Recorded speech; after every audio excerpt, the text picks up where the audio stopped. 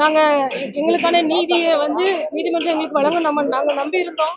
நீதிமன்றம் இன்னைக்கு எங்களுக்கு அதுக்கான நீதியை வழங்கியிருக்காங்க.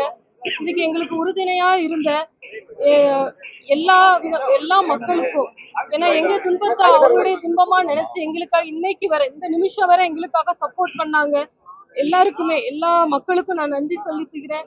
அதுக்கப்புறம் எல்லா சமுதாய மக்கள், எல்லா அமைப்புகள், அரசியல் அமைப்புகள், பொதுமக்கள், எங்க ஊர்ல உள்ள மக்கள் எல்லாம் போராட்டம் பண்ணதுனால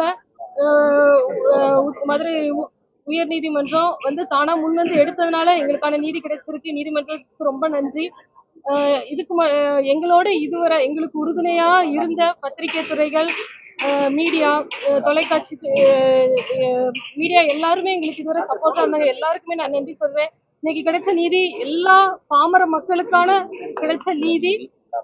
இதுக்கு இந்த கேஸ் நடத்தினதே இனிமே இதே போல எங்களை போல ஒரு குடும்பம் இதே போல பாதிக்கப்படக்கூடாதுன்னு தான் நாங்க நினைச்சோம். அதே போல இனிமே நாங்க பாதிக்கப்படாது, அப்படிப்பட்ட தீர்ப்பா இருந்துச்சுன்னு சொல்லி நாங்க நம்புறோம். நீதிமன்றத்தை நம்பினதுக்கு நீதிமன்றம் எங்களுக்கான நீதியை வழங்கியிருக்காங்க. இனிமே இது போல ஒரு குடும்பம் பாதிக்கவே படக்கூடாது. இது வரைக்கும் மரண தண்டனை வழங்குறது குறைந்திருக்கு. ஆனா உங்க தந்தை மற்றும் சகோதரர் மரண வழக்குல இரட்டை ஆயுள் இது மரண தண்டனை கொடுக்கப்பட்டிருக்கிற அதை எப்படி பாக்குறீங்க?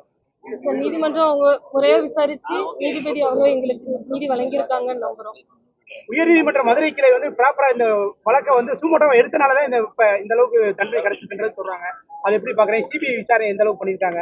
எல்லாருமே எங்களுக்கு உறுதுணையா இருந்தாங்க. எல்லாருமே நல்லா இருந்ததுனாலதான் இன்னைக்கு நீதி கிடைச்சிருக்கு. எல்லாருடைய சப்போர்ட்டும். மேடம், இந்த மேல்முறையீடு போவாங்க உயர்நீதிமன்றத்துக்கு, நீங்க என்ன சொல்ல விரும்புறீங்க? பாதிக்கப்பட்டவர் மேல்முறையீடு போவாங்க, உயர்நீதிமன்றம் உச்ச நீதிமன்றம் போவாங்க. நீதிமன்றத்துல நம்மளும் நீதிமன்றம் போவோம். நாங்க கடைசி மூச்சு வரை கண்டிப்பா இங்க போராடுவோம். நீதிமன்றங்கள் எங்களுக்கு உறுதுணையா இருக்கும். பாதிக்கப்பட்ட எங்களுக்கான நீதியை தருவாங்க. இது ஒரு குடும்பத்துக்கு நடக்காத அளவுக்கு இருக்குங்கிறது நாங்க இன்னொரு குடும்பம் சஃபர் ஆகக்கூடாது. இனி என்ன ஆனாலும் எங்களுடைய உயிர் வரப்போறது இல்லை. இன்னொரு குடும்பம் சஃபர் ஆகக்கூடாது நாங்க நினைச்சு அலைஞ்சா அதுக்கான நீதி இன்னைக்கு கிடைச்சிருக்கு. தீர்ப்புல அஜித்குமார் வழக்கே சொல்லியிருக்காரு. கடைசி ஜெயராஜ் சிறந்தாங்க, அஜித்குமாரும் இறந்திருக்காங்கன்னு சொல்லியிருக்காரு. அதை பத்தி என்ன பாக்குறீங்க மேடம்?